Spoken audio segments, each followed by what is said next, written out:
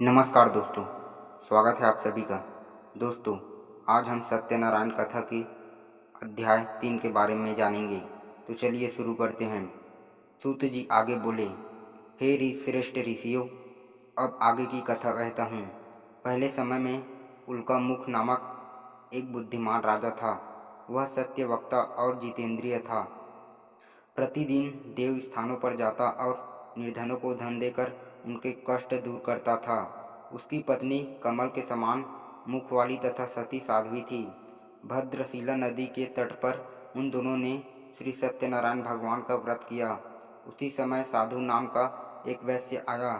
उसके पास व्यापार करने के लिए बहुत सा धन भी था। राजा को व्रत करते देखकर वह विनय के साथ पूछने लगा, हे राजन, भक्ति भाव से पूर्ण होकर आप यह क्या कर रहे हैं?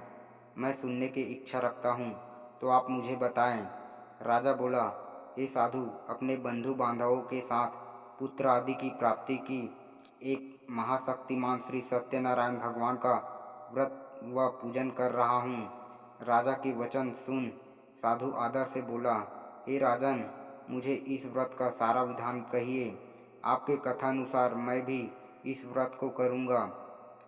मेरी भी संतान नहीं है। इस व्रत को करने से निश्चित रूप से मुझे संतान की प्राप्ति होगी। राजा से व्रत का सारा विधान सुन व्यापार से निवृत्त होकर वह अपने घर चला गया। साधु वैश्य ने अपने पत्नी को संतान देने वाली इस व्रत का वर्णन कर सुनाया और कहा कि जब मेरी संतान होगी तब मैं इस व्रत को करूँगा। साधु ने इस तरह के वचन अपनी पत्नी लीलावती से कहे। एक दिन लीलावती पति के साथ आनंदित हो सांसारिक धर्म में प्रवृत्त होकर सत्यनारायण भगवान की कृपा से गर्भवती हो गई। 10वें महीने में उसके गर्भ से एक सुंदर कन्या ने जन्म लिया। दिनों दिन वह ऐसे बढ़ने लगी जैसे कि शुक्ल पक्ष का चंद्रमा बढ़ता है। माता पिता ने अपनी कन्या का नाम कलावती रखा। एक दिन लीलावती ने मीठे शब्दों में अपने पति को याद दिलाया कि आपने सत्यनारायण भगवान के जिस व्रत को करने का संकल्प किया था उसे करने का समय आ गया है। आप इस व्रत को करिए। साधु बोला कि हे प्रिय, इस व्रत को मैं उसके विवाह पर करूँगा। इस प्रकार अपनी पत्नी को आश्वासन देकर वह नगर को चला गया।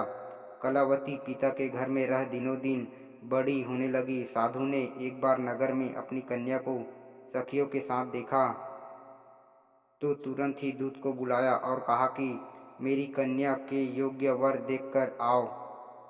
साधु की बात सुनकर दूत कंचन नगर में पहुंचा और वहां देखभाल कर लड़की के सुयोग्य वाणिक पुत्र को ले आया।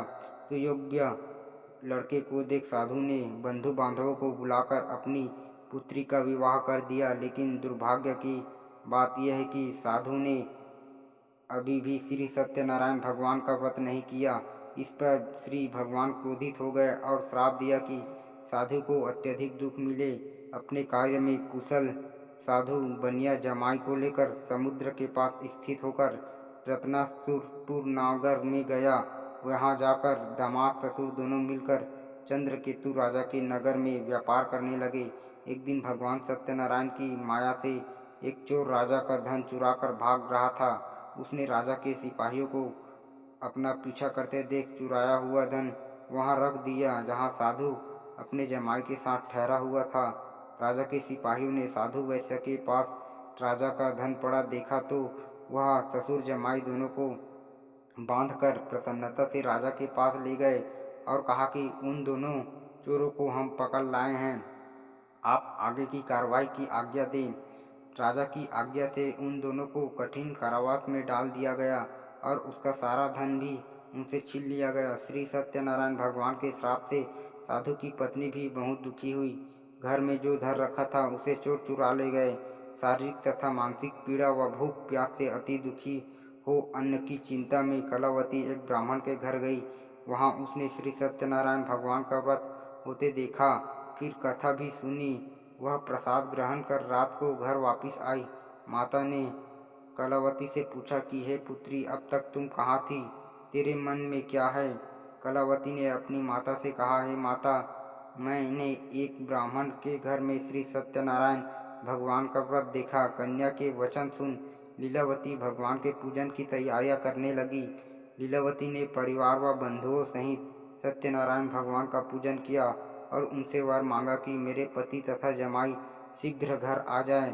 साथ ही यह भी प्रार्थना की कि हम सब का अपराध क्षमा करे। श्री सत्यनारायण भगवान इस व्रत से संतुष्ट हो गए और राजा चंद्रकेतु को सपने में दर्शन देकर कहा, हे राजन, तुम उन दोनों वैश्यों को छोड़ दो और तुमने उनका जो धन लिया है उसे वापस कर दो। अगर तुमने ऐसा नहीं किया तो मैं तुम्हारा धन, राज्य व संतान सभी को नष्ट कर दूंगा। राजा को यह सब कहकर भगवान अंतर ध्यान हो गए। प्रातःकाल सभा में राजा ने अपना सपना सुनाया और बोले कि वणिक पुत्र को कैद से मुक्त कर सभा में लाओ। दोनों ने आते ही राजा को प्रणाम किया। राजा मीठी वाणी में बोला, हे महानुभावों, भाग्यवश ऐसा कठिन दुख तुम्हें प्राप्त हुआ है, लेकिन अब तुम्हें कोई भय नहीं है। ऐसा कह राजा ने उन दोनों को नए वस्त्र आभूषण भी पहनाए और जितना धन उनका लिया था उससे दुगुना धन वापिस कर दिया। दोनों वैश्य अपने घर को चल दिए।